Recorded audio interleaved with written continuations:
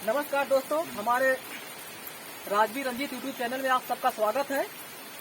उम्मीद करते हैं भैया आप सब लोग एकदम मस्त एकदम झकास हुई हैं आप सब लोग। और हमारा नैचलवा चैनल अरे भैया चमड़क जी भैया थोड़ा लड़बड़ाई जात है।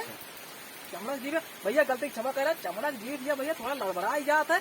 भैया चैनलवा देखा है, यह बा चैनलवा भैया सब्सक्राइब कर लिया और सब्सक्राइब करके बेल आइकन घंटी जरूर दबाया भैया। और यूपी बिहार वाले भैया शेयर कर दिया।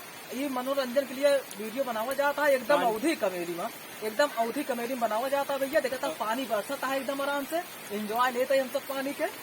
और भैया शेयर जरूर करे भैया, रोज वीडियो पड़े, रोज आज वीडियो भैया फनी थोड़ा वीडियो। फनी वीडियो एकदम बढ़िया परत रहे।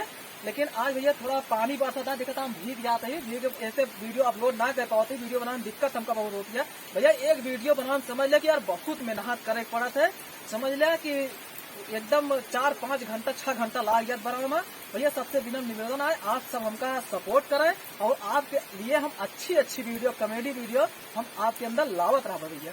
केवल हमका सपोर्ट करें, चैनल सब्सक्राइब कर दीजिए भैया। और सबसे यही विनम्र निवेदन है। नमस्कार दोस्तों।